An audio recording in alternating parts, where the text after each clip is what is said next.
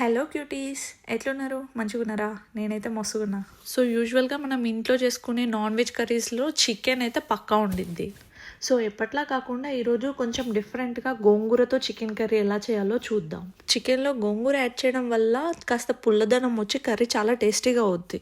So ఇక late చేయకుండా let's get in to the video. So ముందుగా ఈ కర్రీని ప్రిపేర్ చేసుకోవడానికి ఒక 200 గ్రామ్స్ వరకు గోంగూరను తీసుకొని కాడలు లేకుండా తుంచుకొని కడుక్కొని పక్కన పెట్టుకోండి.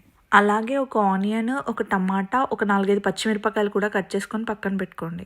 ఇప్పుడు స్టవ్ మీద ఒక ప్యాన్ పెట్టుకొని అందులో ఒక 1 టేబుల్ స్పూన్ వరకు ఆయిల్ వేసుకోండి.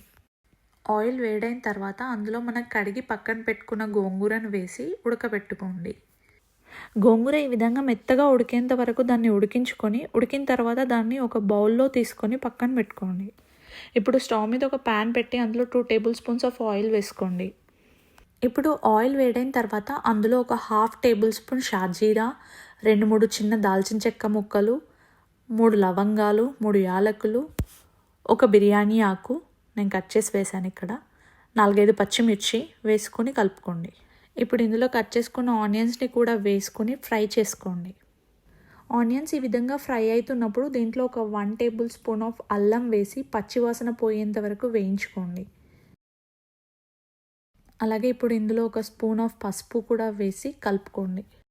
సో ఈ మిక్చర్ అనేది ఇలా ఫ్రై అయిన తర్వాత దాంట్లో కట్ చేసుకున్న టమాటా కూడా వేసుకొని సాఫ్ట్గా అయ్యేంత వరకు ఉడికించుకోండి. టమాటా అనేది ఇలా సాఫ్ట్గా ఉడికిన తర్వాత దీంట్లో మనం ముందుగా కడిగి పెట్టుకున్న చికెన్ని వేసి కలుపుకోండి. ఈ చికెన్ని నేను ముందు ఉప్పు, పసుపు వేసి కడిగి పక్కన పెట్టుకున్నాను. ఇప్పుడు దీన్ని మూత పెట్టుకొని ఒక 5 నిమిషాల పాటు ఉడికించుకోండి. 5 నిమిషాల తర్వాత మూత తీసుకొని దీంట్లో మీ రుచికి తగ్గట్టు ఉప్పు, కారం యాడ్ చేసుకొని చికెన్ మొత్తం కంప్లీట్గా ఉడికేంత వరకు ఉడికించుకోండి.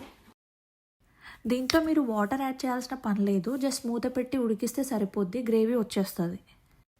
చికెన్ అనేది ఈ విధంగా మెత్తగా ఉడికిన తర్వాత దాంట్లో మనం ముందుగా ఉడకబెట్టుకొని పక్కన పెట్టుకున్న గోంగూరను వేసుకొని బాగా మిక్స్ చేసుకోండి. ఈ విధంగా మిక్స్ చేసుకున్న చికెన్లో 1 టీ స్పూన్ ధనియాల పొడి, 1 టీ స్పూన్ చికెన్ మసాలా వేసి బాగా కలుపుకోండి. ఫైనల్గా కొత్తిమీరతో గార్నిష్ చేసుకొని స్టవ్ ఆఫ్ చేసుకోండి.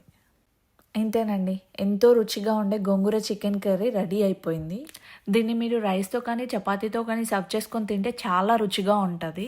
సో మీరు కూడా ట్రై చేసి ఎలా ఉందో కమెంట్స్లో చెప్పండి. అండ్ ఒకవేళ మీరు నా ఛానల్ ఇంకా సబ్స్క్రైబ్ చేసుకున్నట్లయితే please subscribe and share. Thanks for watching. నేను మీ జర్మనీలో తెలుగమ్మాయి.